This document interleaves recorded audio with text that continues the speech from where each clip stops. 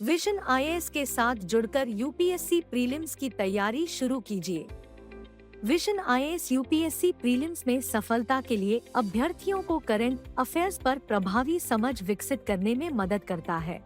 Current affairs पर मजबूत पकड़ से आपको जीएस प्रीलिम्स के अन्य टॉपिक्स पर भी बेहतर समझ विकसित करने में मदद मिलती है।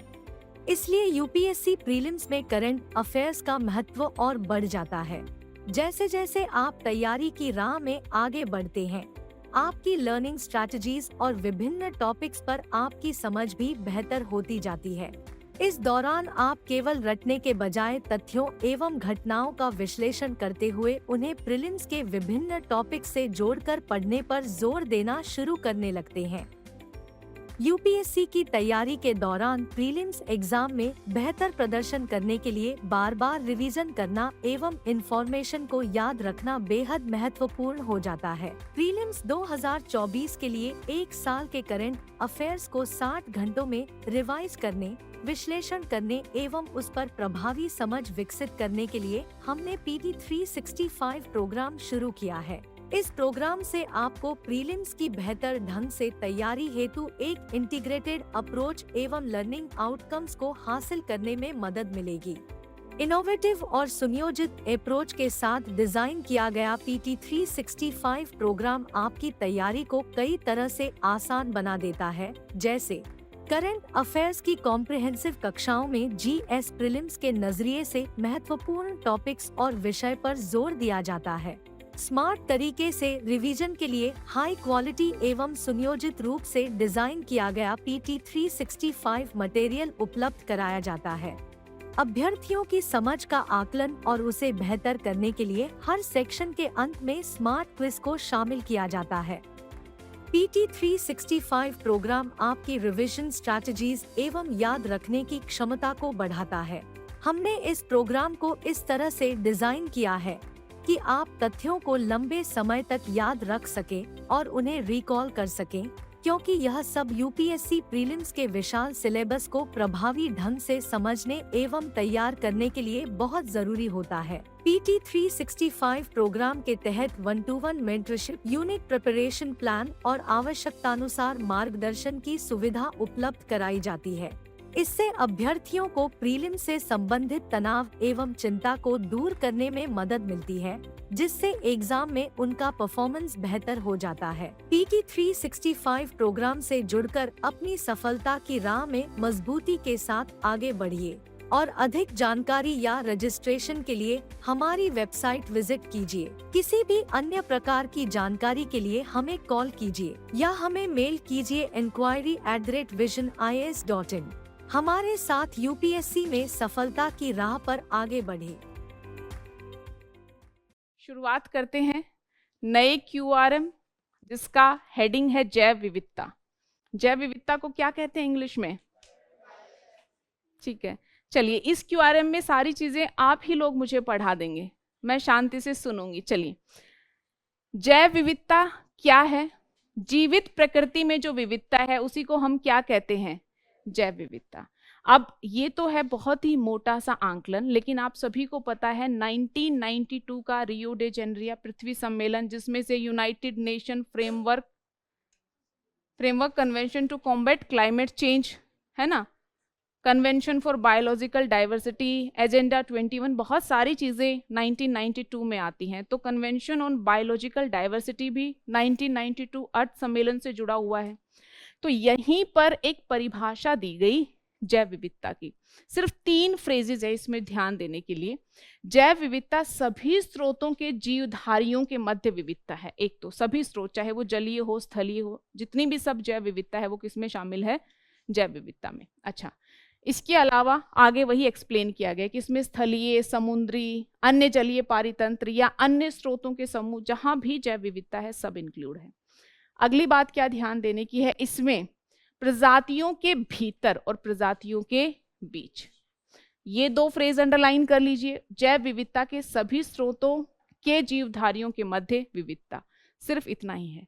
तो जितने भी स्रोत से हमें, जहां से भी जो जीव मिल रहा है, उनके मध्य हम विविधता की बात करते हैं। और साथ ही यहाँ पर ये जो लास्ट लाइन है, ये क्या इंडिकेट कर रही है कि यहाँ पर सिर्फ हम जो है प्रजातियों के बीच विविधता की बात नहीं कर रहे कि जैसे कितनी स्पीसीज हैं, हम सिर्फ इसकी बात नहीं कर रहे, बल्कि एक स्पीसीज में भी कितनी विविधता है जेनेटिक्स इत्यादि के लेवल पर, हम उसको भी इंक्लूड करके चल रहे हैं। तो यहाँ पर जो डेफिनेशन दी गई है ये काफी कॉम्प्रिहेंसिव है।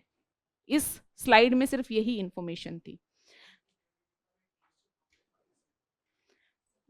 निश्चित भौगोलिक,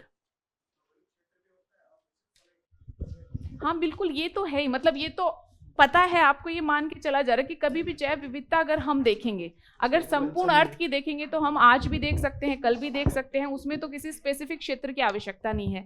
लेकिन हाँ, एक्चुअल में जब हम आंकलन करते हैं तो हर एक क्षेत्र विशेष की जैव विविधता को हम देखते हैं, तो वो क्षेत्र और समय सापेक्ष होती है। बिल्कुल ये सही है, ठीक है। अब जैव विविधता के स्तर, सबसे पहले आता है प्रजातीय विविधता। क्या है प्रजातीय विविधता? हाँ, अच्छा ठीक है, आप प्रजाति के स्तर पर बात करें तो ठीक है। प्रजातीय विविधता क्या है? प्रजातीय विविधता का निर्धारण न केवल एक जैविक समुदाय के भीतर प्रजातियों की संख्या, कि एक जैविक समुदाय की हमने बात की थी, समुदाय किससे बनता है? विभिन्न प्रजातियों से मिलकर क्या बनता है? एक समुदाय बनता है। तो उस समुदाय में क्या जैव विविधता है, यानी कितनी प्रजातियां हैं, जब हम इसकी बात करें तो हम किसकी बात कर रहे होते हैं? प्रजातिगत विविधता की। अब इसमें जो चीज समझने के लिए जरूरी है वो है अगली बात, किसमें हम 2 चीजों पर फोकस करते हैं, प्रजातियों की प्रचुरता और उनकी सापेक्षिक प्रचुरता। कोई बताना चाहेगा प्रचुरता और सापेक्षिक प्रचुरता में क्या अंतर है? जी, ये एक जैविक समुदाय है, एक प्रजाति, दूसरी प्रजाति, तीसरी प्रजाति,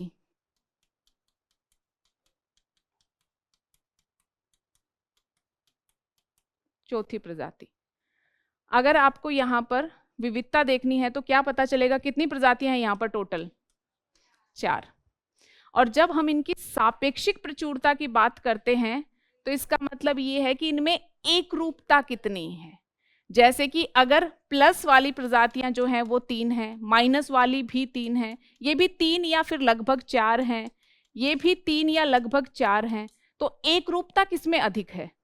प्रजातियों की संख्या यहाँ भी 4 है, यहाँ भी 4 है, एक रूपता किसमें अधिक है? मतलब कि विभिन्न प्रजातियों के जीवों की जो संख्या है वो लगभग बराबर किसमें है? समुदाय ए में या समुदाय बी में? समुदाय बी में। तो एक सिम्पसन सूचकांक है जो थोड़ी देर बाद आएगा। जब हम इन सूचकांक के तहत जैव विविधता का आंकलन करते हैं तो ना सिर्फ हम जैवों की विविधता कितनी है, यानी प्रजातिगत विविधता कितनी है उसे काउंट करते हैं, बल्कि हम ये भी देखते हैं कि उसके साथ एक रूपता कितनी है। दोनों को मिलाकर फिर जैव विविधता या प्रजातिगत विविधता निकाली जाती। क्यों इंपॉर्टेंट है ये स्थिति सही है या ये, जहां एक रूपता भी है, विविधता के साथ साथ एक रूपता भी है, क्योंकि एक रूपता है तो मतलब कोई प्रजाति बहुत ज्यादा डोमिनेटिंग नहीं है, किसी के सिर्फ एक ही दो जीव हैं, उनको कोई भी नुकसान पहुंच गया तो उनकी भूमिका वहां से समाप्त हो जाती है। तो सामान्य तौर पर अगर एक रूपता बनी हुई है तो स्थिति ज्यादा स्टेबल होती है। तो दोनों चीजों को यहाँ पर काउंट किया जाता है।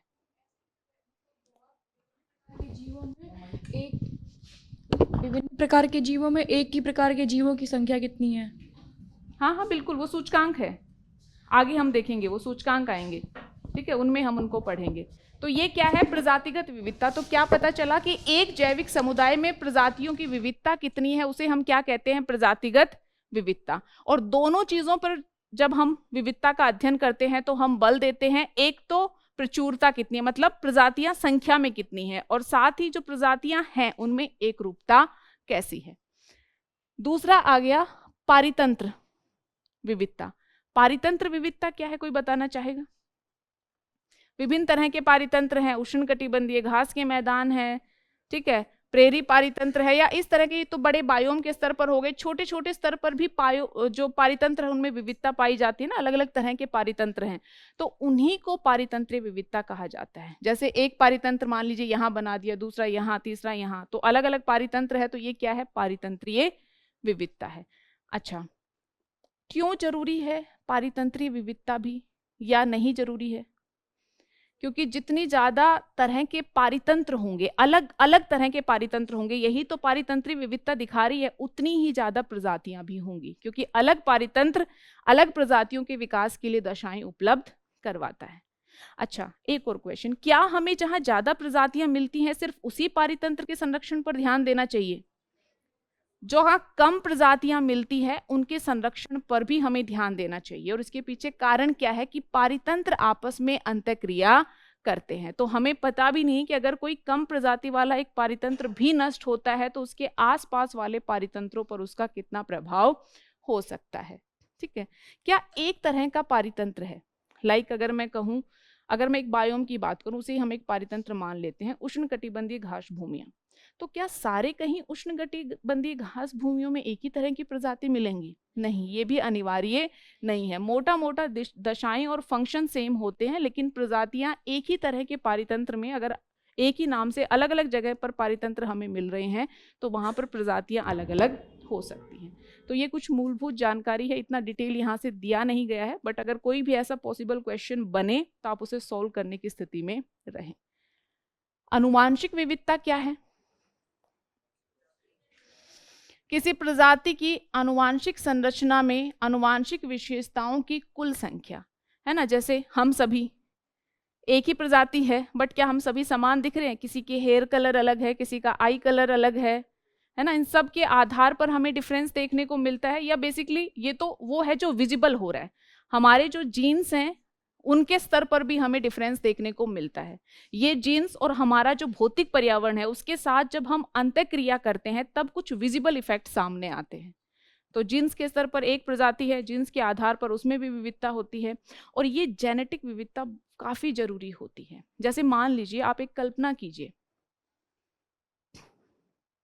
ये व्हाइट बैकग्राउंड और ग्रीन डॉट दिख रहे हैं, ठीक है। मान लीजिए कोई एक प्रजाति है, यहां पर मैं एक डिवाइड लाइन लगाती हूं, यहां पर एक डिवाइड लाइन आ गई, ये है ए, ये है बी। यहां पर देखिए, व्हाइट बेस है, लाइट ग्रीन कलर है, तो एक ही हम ट्रेट की बात करते हैं, यहाँ पर इस प्रजाति का रंग वो एक ट्रेट है, एक विशेषता है। अब आप देखोगे कि अगर कोई भी इनको अपना भोजन बनाना चाहे तो कंपैरेटिवली यहाँ पर ये कम विजिबल हो रही हैं, है ना, बच सकती हैं। दूसरे में मैं जरा यहाँ टेढ़े मेढ़े ब्लैक कट मार देती हूँ। कुछ जीव एक ही स्पीसीज के हैं, लेकिन कुछ ऐसे दिखते हैं और कुछ नीचे वाले जैसे दिखते हैं। इनमें से किस एक जो है प्रजाति, जिसमें एक में तो सारे एक ही प्रकार के हैं, इसमें थोड़ी आनुवांशिक विविधता है, किसके लॉन्गर टाइम में ज्यादा सस्टेन करने की एक्सपेक्टेशन है?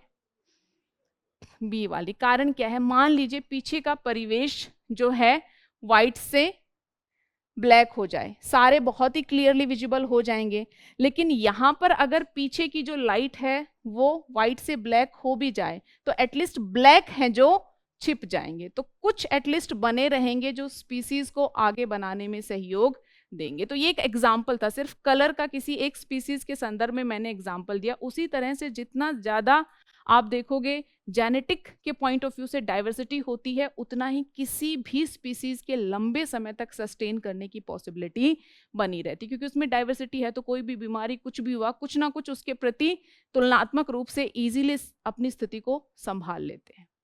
ठीक है, तो ये हुई 3 स्तर की। अभी और भी आएंगे टाइप्स, ये तो सिंपल है। प्रजातियों के स्तर पर हो तो प्रजाति, एक ही प्रजाति में आनुवांशिक स्तर पर हो तो आनुवांशिक, ठीक है, और पारितंत्र के स्तर पर विविधता देखने को मिले तो पारितंत्र विविधता। अब जरा एक ये सेट आप देखिए, पढ़िए इसको, नीचे से ऊपर की तरफ पढ़ना है। नीचे है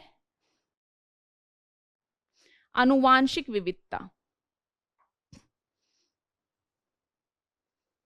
क्या है आनुवांशिक विविधता? जो हमने अभी पढ़ी थी, एक ग्राफ की फॉर्म में बताया गया है इसको, संपूर्ण पारितंत्र की आनुवांशिक विविधताओं के संदर्भ में। ठीक है, यहां पर हम बात करते हैं। अच्छा, आनुवांशिक विविधता जो है वही इंट्रास्पीसीज विविधता को जन्म देती है। आनुवांशिक स्तर पर आप में अंतर है। इंट्रास्पीसीज विविधता क्या होती है? एक ही प्रजाति में जो विविधता देखने को मिलती है। और इंटरस्पीसीज विभिन्न प्रजातियों की जो विविधता है, उसके लिए इंटर, INTER। और एक ही प्रजाति के जीवों में जब विविधता हो, ऑर्गेनिज्म में जब विविधता हो, तो उसे हम कहते हैं इंट्रा स्पीसीज, INTRA। तो जो जेनेटिक विविधता है वो किसको जन्म देती है? अंतःजातीय विविधता को जन्म देती है। अच्छा, इसके बाद अगले लेवल पर हमें देखने को मिलती है जो समुदाय के स्तर पर या प्रजातियों के बीच जो विविधता होती है, और सबसे ऊपर फिर क्या है? पारितंत्र के स्तर की विविधता। तो ये नीचे से ऊपर की तरफ एक फ्लो आपको दिखा रहा है कि सबसे पहले अनुवांशिक, उससे प्रजाति के जो विभिन्न जीव है उनमें विविधता पैदा होती है, फिर समुदाय और प्रजाति, यानी एक समुदाय के बीच विभिन्न प्रजातियों की जो विविधता है, और उसके ऊपर फिर हम पारितंत्र की विविधता की बात करते हैं। कार्यात्मक विविधता क्या है ये मैं अभी बताऊंगी। एक और ग्राफ हम देख लेते हैं। ये देखिए जरा, क्या है ये? अंतर्जातीय विविधता तो जो मैंने अभी बताया था, इंट्रास्पीसिक डाइवर्सिटी। अब उसी से जुड़ी हुई है कुछ पॉपुलेशन डाइवर्सिटी। विभिन्न समष्टियों को परिभाषित करने वाली अनुवांशिकी और आकार की विशेषताओं की भिन्नता के संदर्भ में। अब आप देखोगे कि ये जेनेटिक, यानी जेनेटिक से शुरुआत होती है, उसी के बाद अंतर्जातीय विविधता आती है, जिसके चलते जो पॉपुलेशन है, पॉपुलेशन किसकी होती है?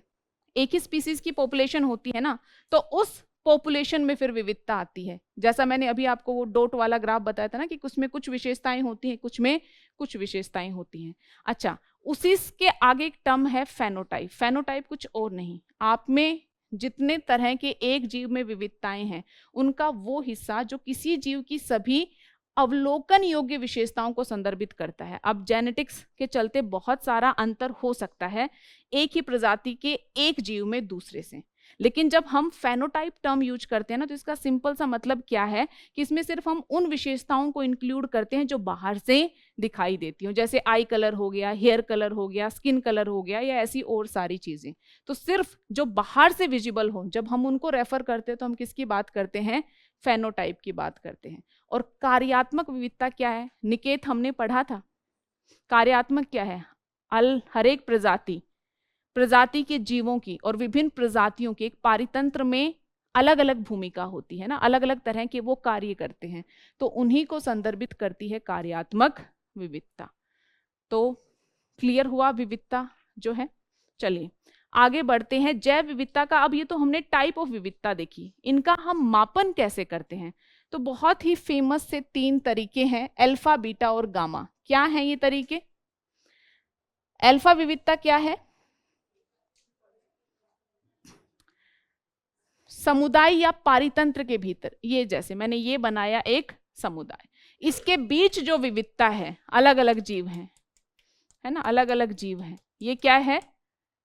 अल्फा विविधता एक विशेष क्षेत्र या समुदाय या पारितंत्र के भीतर विविधता को संदर्भित करती है, ये हुआ अल्फा विविधता। बीटा विविधता क्या है? जब दो अलग अलग जैविक समुदाय या पारितंत्रों के बीच की विविधता की हम तुलना करें और देखें कि कहाँ क्या स्थिति है इसके संदर्भ में, तो हम किसकी बात कर रहे होते हैं? बीटा विविधता की बात कर रहे होते हैं। और जब हम एक बड़े क्षेत्र के संदर्भ में, इस तरह के बहुत सारे पारितंत्र जैविक समुदाय यहाँ पर हो सकते हैं, जब पूरे क्षेत्र के संदर्भ में जैव विविधता का अध्ययन करें तो उसे हम क्या कहते हैं? गामा विविधता। किसी क्षेत्र के भीतर विभिन्न पारितंत्रों की समग्र विविधता का अध्ययन क्या कहलाता है? गामा। तो सिंपल सा इनका डिफरेंस है। ये एक्चुअली ऐसा टॉपिक है जो बार बार क्वेश्चंस में भी आता रहता है। चलिए, ये मैं आपको ऑलरेडी समझा चुकी हूं कि जब प्रजातियों के संदर्भ में प्रचुरता टर्म यूज होती है तो उसका अर्थ क्या है, और एक रूपता होती है तो उसका अर्थ क्या है ना? प्रचुरता मतलब कितनी संख्या में, और जितनी भी संख्या में है उनमें एक रूपता कितनी है। जैसे आप यहाँ पर देखिए 1 2 3, लेकिन इसमें से देखोगे तितली ये वाली जो है, ये जो ऑरेंज कलर से 6 हैं, यहाँ पर 4, ये तुलनात्मक रूप से 5 और ये 1, तो इसकी तुलना में एक रूपता यहाँ अधिक है, क्योंकि यहाँ एक तो 6 संख्या में है, दूसरी 2 और फिर तीसरी 1। यहाँ पर कंपैरेटिवली 1 4 में है, 1 5 में है, एक ही एक संख्या में है। तो तुलनात्मक रूप से एक रूपता देखें तो कहाँ ज्यादा है? यहाँ ज्यादा है। तो सिंपली जब एक रूपता टर्म यूज हो ना तो वो इसी को इंगित करती है। अच्छा चलिए, ये कुछ जरूरी ऑब्जर्वेशन अब हमारे सामने आती हैं। जैसे सबसे पहले पढ़िए पारितंत्र स्थिरता, जैसा आपने पूछा था। एक स्थिर समुदाय को वर्ष दर वर्ष उत्पादकता में अगर बहुत अंतर ना आए किसी पारितंत्र में तो हम कहेंगे कि वो स्थिर है। और ऐसा पारितंत्र जिसमें वर्ष दर वर्ष उत्पादकता में बड़ा उतार चढ़ाव आए उसे हम क्या कहेंगे? कि वो अस्थिर है। ठीक है, तो एक स्थिर समुदाय को वर्ष दर वर्ष उत्पादकता में बहुत अधिक भिन्नता प्रदर्शित नहीं करनी चाहिए। इसे सामयिक रूप से उत्पन्न होने वाली बाधाओं के प्रति प्रतिरोध या सुनम्य होना चाहिए, कि कोई भी बाधा उत्पन्न हुई वो उसको ठीक कर ले और अपनी प्रोडक्टिविटी को मेंटेन रखें। साथ ही इसे विदेशी प्रजातियों द्वारा आक्रमण के प्रति भी प्रतिरोधी होना चाहिए। अगर ऐसे गुण किसी पारितंत्र में हैं तो हम देखेंगे कि वो तुलनात्मक रूप से स्थिर है। और सामान्यतः जहां अधिक जैव विविधता मिलती है वहां पर, हम exception are always there, but तुलनात्मक रूप से अधिक स्थिरता वहां पर देखने को मिलती है। डेविड टिलमैन, अब कुछ अच्छे अच्छे से नाम आएंगे। David Tilman, Rivet Popper. चलिए, डेविड टिलमैन का कंसेप्ट क्या था जरा देखते हैं। प्रयोगशाला के बाहर भूखंडों पर लंबे समय तक किए गए प्रयोग के बाद पाया कि अधिक प्रजातीय विविधता वाले भूखंडों ने कुल बायोमास में वर्ष दर वर्ष निम्न भिन्नता प्रदर्शित की। अब क्लियर हुआ कि जहां पर ज्यादा प्रजाति विविधता है वहां पर हमें क्या मिलती है? उत्पादन स्थिरता मिलती है, या अस्थिरता तुलनात्मक रूप से कम मिलती है। तो अगर डेविड टिलमैन का नाम आए तो समझ जाएंगे कि उन्होंने किस चीज के सहसंबंध की बात की। सिर्फ इतना याद रखना है, जैव विविधता और उत्पादन स्थिरता। तो जहां जैव विविधता अधिक है उत्पादन स्थिरता भी अच्छी है, जहां जैव विविधता निम्न उत्पादन स्थिरता भी निम्न। यही किया, ठीक है। चलिए, अब आते हैं रिवेट पॉपर। इससे ज्यादा आपको इन हाइपोथेसिस को पढ़ना भी नहीं है क्योंकि सामान्य जानकारी चाहिए आप लोगों को। अच्छा, ये पॉपर महोदय ने क्या कहा? रिवेट का अर्थ क्या होता है? कील, जोड़ने वाली ऐसी जो वस्तु होती है उसके लिए रिवेट टर्म यूज होती है। इनका सिंपली क्या कहना था? इन्होंने एक हाइपोथेसिस दी। इनकी हाइपोथेसिस फोकस करती है कि जैव विविधता का संरक्षण हमारे लिए कितना जरूरी है। इसके लिए इन्होंने तुलना की एक वायुयान से। इन्होंने कहा कि अगर वायुयान से उतरने वाला हर एक यात्री वायुयान की एक एक कील निकाल कर लाने लगे, हो सकता है कुछ टाइम तो वायुयान पर कोई ज्यादा फर्क ना पड़े, लेकिन थोड़े समय बाद क्या वो वायुयान उड़ने लायक रहेगा? नहीं। तो ठीक उसी तरह से अगर हम जैव विविधता को क्षति पहुंचाते रहे तो हो सकता है शॉर्ट टर्म में हमें कोई ज्यादा उसके नेगेटिव कॉन्सिक्वेंसेस नहीं पता चले, लेकिन लंबे समय पे हम देखेंगे कि हम पारितंत्र को फंक्शनल ही नहीं बना रहने देंगे। तो यही सिर्फ इनकी अवधारणा है जिसे हम कहते हैं रिवेट पॉपर। अच्छा, सिम्पसन सूचकांक और शैनन वीनन सूचकांक, दीज आर क्वाइट टेक्निकल। ठीक है, दोनों ही सूचकांक ये बात करते हैं जैव विविधता के बारे में और क्या बताते हैं कि जैव विविधता के संदर्भ में कि अगर प्रचुरता है और एक रूपता है अगर इस आधार पर इन सूचकांक के माध्यम से डेटा निकाला जाता है और ये पाया जाता है कि क्या किस चीज को इंगित करता है, कि अगर ये सूचकांक उच्च है तो जैव विविधता अधिक है, निम्न है तो जैव विविधता अधिक है, यही सब इन सूचकांक के माध्यम से निकाला जाता है। सिम्पसन सूचकांक क्या करता है कि किसी भी क्षेत्र से रैंडम 2 स्पीसीज को देखा गया। अब ये देखा गया कि क्या ये दोनों स्पीसीज जो हमने उठाई वो कहीं ऐसा तो नहीं कि 2 जीव उठाए, क्या ये दोनों जीव एक ही स्पीसीज के तो नहीं है। फिर रैंडम 2 जीव उठाए और देखा कि ये दोनों जीव फिर से एक स्पीसीज के तो नहीं है, फिर उठाए, फिर देखा एक स्पीसीज के तो नहीं है। अगर आप देखोगे इस तरह से एक ही स्पीसीज के ये जीव निकलते गए तो इस चीज को किस चीज को दिखाता है कि उच्च स्तर की एक रूपता है ना। अगर अलग अलग तरह के मिल रहे हैं तो वहां पर प्रजातिगत विविधता अधिक है।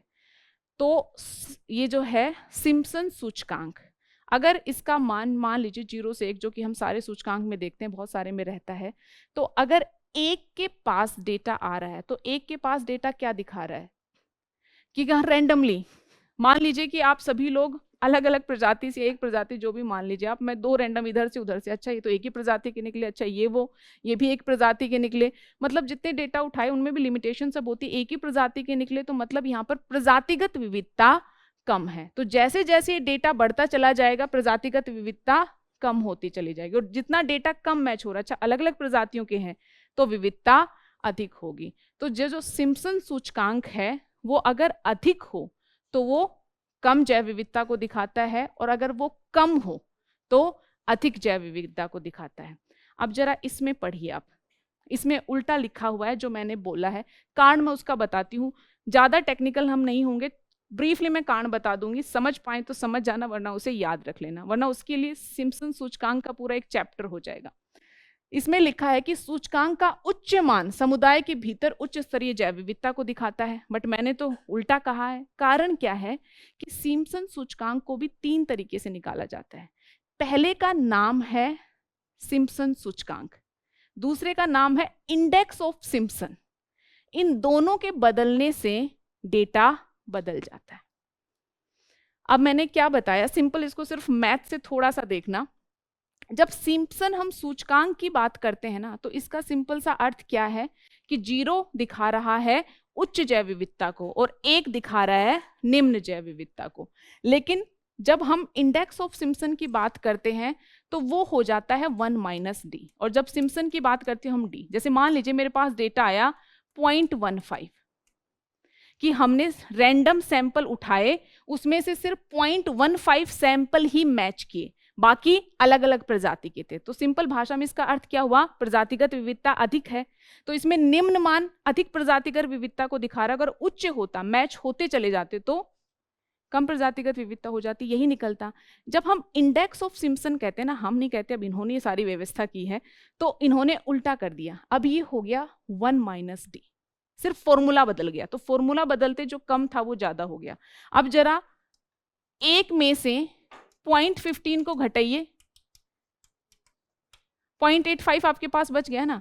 अब जरा देखिए, सिर्फ सेम ही डेटा है, जैव विविधता में कोई नहीं बदला, सिर्फ हमने फॉर्मूला बदल दिया तो मान यहां पर बढ़ गया क्योंकि हमने 1 में से d की वैल्यू को घटा दिया है। तो सिंपल ये मैथमेटिकल कैलकुलेशन फॉर्मूले का डिफरेंस है।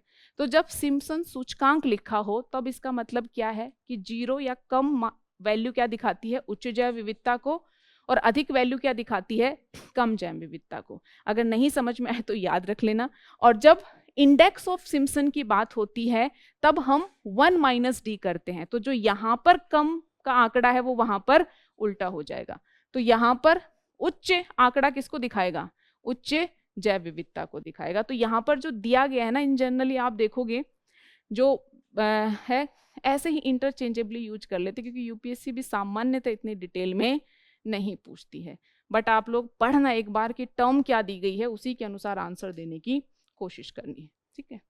अब शैनन वीनर सूचकांक भी कुछ इसी तरह का सूचकांक है। ये भी जो है रैंडम डेटा उठाया जाता है और उसमें देखा जाता है कि प्रचुरता और एक रूपता उसके संदर्भ में स्थिति क्या है। बट दोनों में बेसिक डिफरेंस क्या है कि ये प्रजातिगत विविधता पर कंपैरेटिवली अधिक फोकस करता है और ये एक रूपता पर अधिक फोकस करता है। सिर्फ यही इसमें अंतर है, मेजर जो है, ठीक है।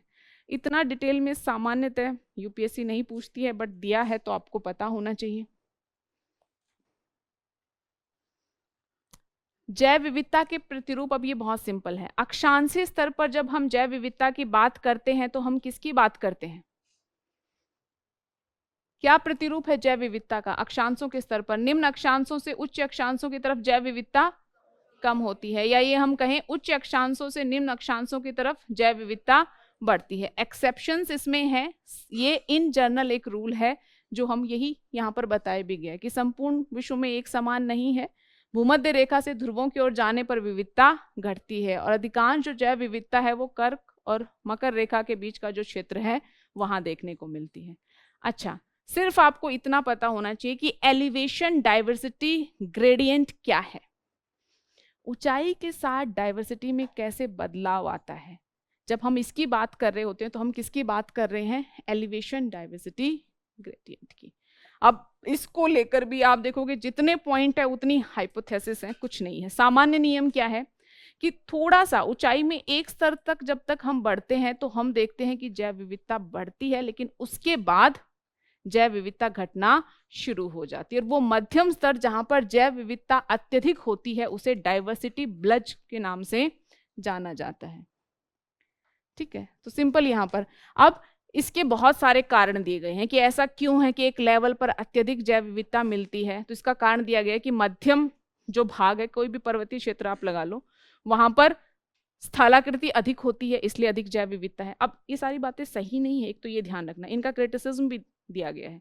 क्रिटिसिज्म क्या कहता है कि अगर स्थल के आधार पर जैव विविधता अधिक हो तो सबसे पहले तो बेस पे होनी चाहिए, वहां स्थल का वितरण सबसे अधिक है।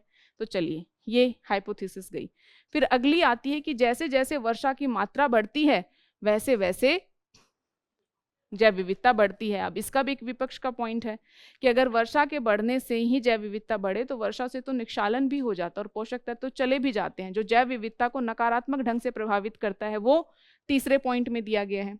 ठीक है, मृदा और भोजन की उपलब्धता है, जो कि तीसरी हाइपोथेसिस क्या कह रही है कि मृदा और भोजन की उपलब्धता है जो यहाँ पर उत्पादकता को बढ़ाती है, जैव विविधता को बढ़ाती है। अब लेकिन आप देखोगे कि इसके भी कोई बहुत ज्यादा मतलब हमेशा ऐसा होगा हम ये नहीं कह सकते। अच्छा, एक नियम क्या कह रहा है कि ऊंचाई की वृद्धि के साथ उत्पादकता घटती है। हालांकि कुछ अन्य शोधों के अनुसार मध्यम ऊंचाई पर उत्पादकता अधिक होती है जो अधिकतम वर्षा से संबंधित है। तो ये भी कोई ज्यादा कुछ क्लियर नहीं करी, अलग अलग हाइपोथेसिस है। एक्चुअली अभी क्या बेसिक कारण है इसका, बहुत ज्यादा चीजें क्लियर है नहीं, तो यहाँ पर अनुमान दिया गया है।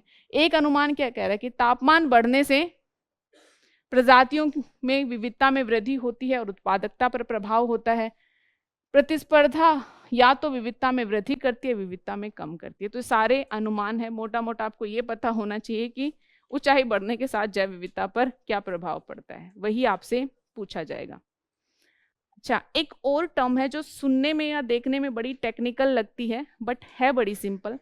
प्रजाति क्षेत्र संबंध क्या होता है? एक क्षेत्र में बढ़ते अन्वेषित मतलब जैसे जैसे क्षेत्र बढ़ रहा है उसके साथ साथ प्रजातियों की समृद्धि में भी वृद्धि होती है। ये बात कहती है प्रजाति क्षेत्र संबंधी जो अवधारणा है कि जैसे अभी क्षेत्र इतना है, इतना हो गया तो प्रजातियों की संख्या बढ़ जाएगी। हो भी सकता है और नहीं भी हो सकता। इसका कारण क्या है? सिंपल सा है, आप देखिए जो उष्ण कटिबंधीय वर्षावन है वहां पर एक छोटे से क्षेत्र में इतनी सारी प्रजातिगत विविधता मिल जाती है जितनी कि आप देखोगे बोरियल या टेगा क्षेत्र है वहां पर हजारों किलोमीटर क्षेत्र में नहीं मिलती। तो ये एक अवधारणा है कि क्षेत्र बढ़ता है उसके साथ साथ जैव विविधता भी बढ़ती है, बट ऐसा सदैव सही नहीं होता। ये एक सिंपल हाइपोथेसिस है। अब ये आप सभी को पता है भारत के भौगोलिक क्षेत्र और उनकी जैव विविधता सबसे ऊपर कौन सा है? देखिए क्लास पढ़ते पढ़ते आपको लोग याद करने लगे हैं, इससे प्रूव होता है कि आप सही दिशा में पढ़ रहे हैं। ठीक है, चलिए भौगोलिक क्षेत्रों में सबसे पहले कौन सा है? ट्रांस हिमालय। ट्रांस हिमालय बताने की जरूरत है, ये जो इंगित कर रहा है ये ट्रांस हिमालय है। ठीक है, जो ब्लू से इंगित कर रहा है वो क्या है? हिमालय है। ये क्या है? डेजर्ट है। ये क्या है? गंगा का मैदान है। ये क्या है? प्रायद्वीपीय पठार है। ये जो दिखा रहा है ये क्या है, वेस्टर्न घाट है, ये सेमी एरिड एरिया है, ये नॉर्थ ईस्ट, और ये फिर आइलैंड। तो यही सारे आप देखोगे, मैप एक बार अच्छे से देखना, यहाँ पर दिखाया गया है ट्रांस हिमालयन क्षेत्र। कौन से प्रमुख क्षेत्र हैं यहाँ पर, लद्दाख और लाहौल स्पीति। कठोर जलवायु है यहाँ की, दुर्गम तरह की कंडीशन से हम सभी को पता है, एल्पाइन तरह की स्टेप ही मिलती है, और यहाँ पर कौन कौन सी जो है जीव प्रजातियां मिलती हैं इनको एक बार देख लेना। जंगली आग, तिब्बती गधा, तिब्बती गेजेल, ठीक है। तो इसमें से जो चर्चा में रहा हो पूरी लिस्ट में से उसे एक बार देख लेना। हिम तेंदुआ, एंटीलोप काफी फेमस रहता है, तो एटलीस्ट इनको देख लेना। इसके बाद हिमालय,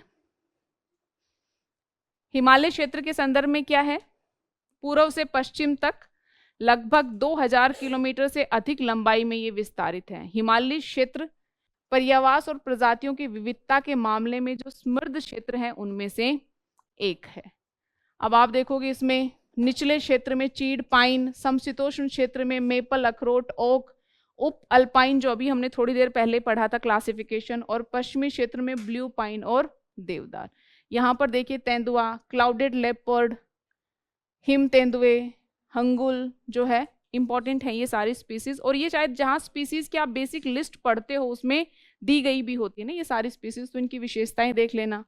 मरुस्थल, थार मरुस्थल का अधिकांश हिस्सा कहाँ है, भारत या पाकिस्तान, भारत, और उसके बाद शेष जो है वो पाकिस्तान में। अब यहाँ पर वही नागफनी, खेसरा, खेर, खजूर, आप देख रहे हो चीजें सेम है, चाहे वैश्विक स्तर पर बात करो या भारत के स्तर पर, मोर एंड लेस चीजें वही है। कारा हिरण, चौसिंगा यहाँ पर फेमस है।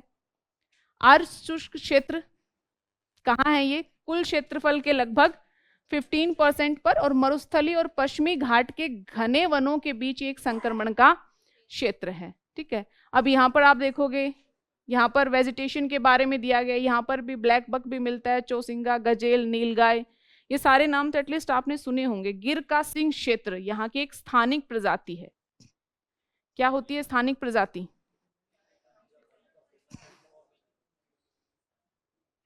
चलिए पता है आप लोगों को। पश्चिमी घाट, अब देखोगे पश्चिमी घाट हमारे यहाँ जैव विविधता के महत्वपूर्ण स्थल हैं।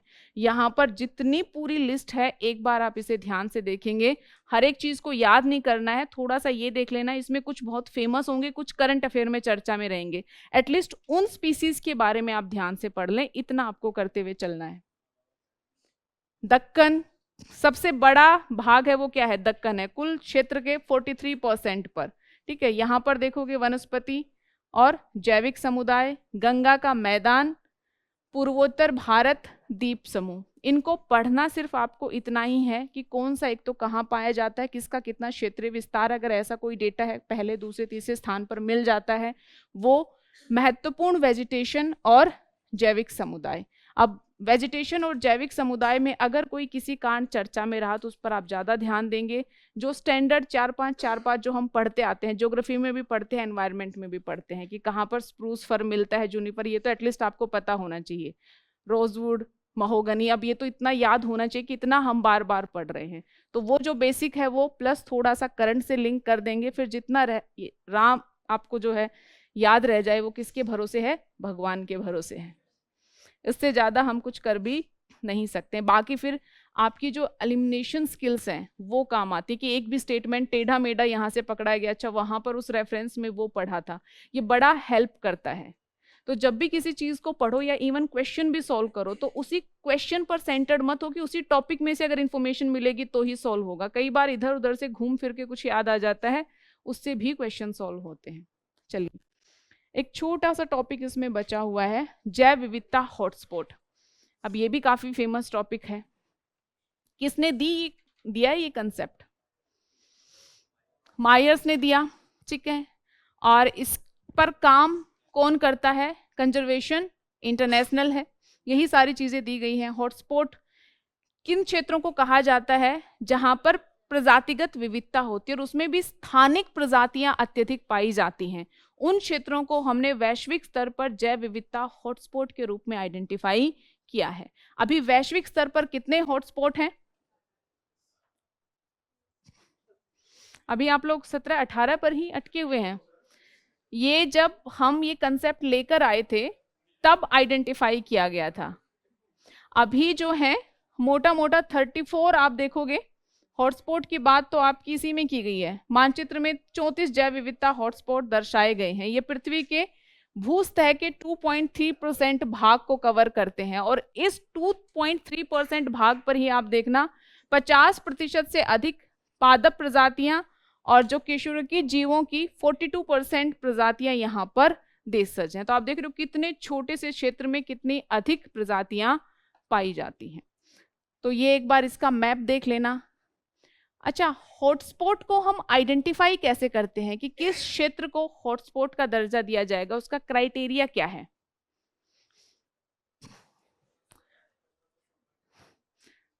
अच्छा, देशज, इसमें देशज के रूप में कम से कम 1570 पादप प्रजातियां। वेसिकुलर वो पौधे जिनमें जाइलम वगैरह का सिस्टम होता है ना, जिससे पोषक तत्व और जल ऊपर से नीचे, नीचे से ऊपर पहुंचता रहता है, तो जिनमें वो व्यवस्था हो उनको हम वेस्कुलर प्लांट्स कहते हैं। जो नॉर्मल जो बड़े प्लांट्स हमें दिखते हैं वो इसी कैटेगरी में आते हैं। ठीक है, शैवाल वगैरह सब उनमें ये व्यवस्था नहीं होती तो वो नॉन संवहनी जो पादप है उनकी कैटेगरी में आते हैं। तो उन्होंने क्लियर किया है कि 1500 संवहनी पौधे प्रजातियां वहां पर क्या होनी चाहिए, एंडेमिक होनी चाहिए। और उसका अर्थ क्या होता है कि वो एक्सक्लूसिवली वहीं पर मिलती हो।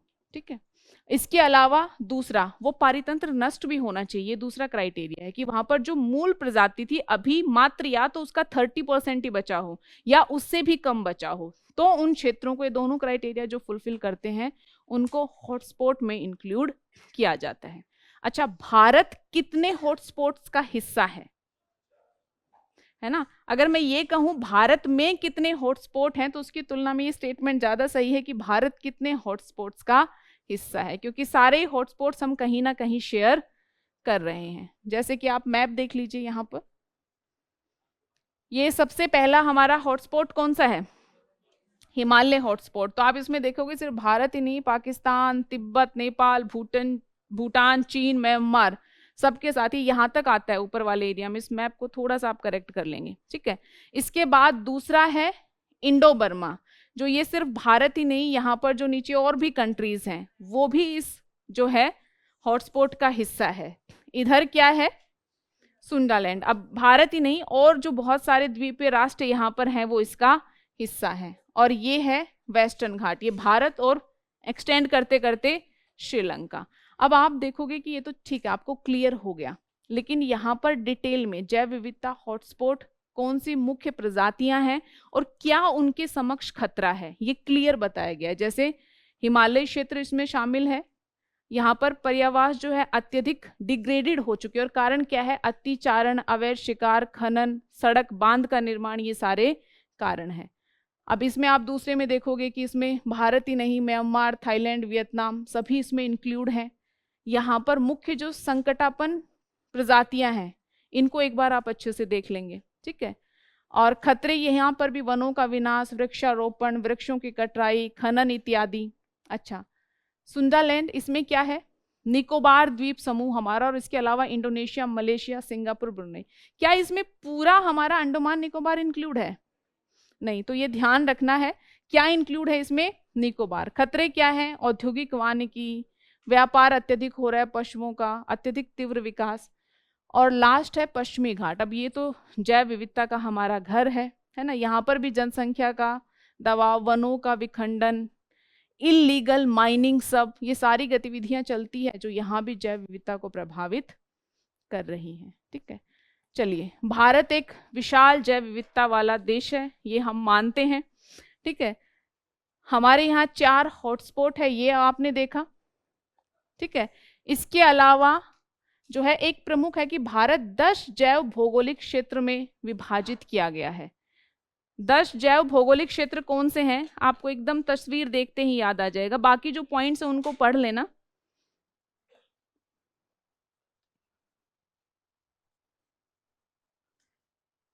ये है सिंपली, ये कुछ और नहीं बल्कि ये जो जैव भौगोलिक क्षेत्र है ना, भौगोलिक विभाजन इनका किया गया। देखिए, सबसे इधर कोस्टल एरिया है, फिर डेक्कन, फिर desert, Gangetic, Himalaya, island, north east, semi arid, trans Himalaya और वेस्टर्न घाट। अब कई बार क्या होता है ना कि अगर इन 10 में से 4 दे दिए और थोड़ा भी एक इधर उधर से दे दिया तो भी हम कंफ्यूज हो जाते हैं। तो 10 कौन से हैं, एकदम मैप के साथ आप देखेंगे कि भारत को 10 जैव भौगोलिक क्षेत्रों में विभाजित किया गया है।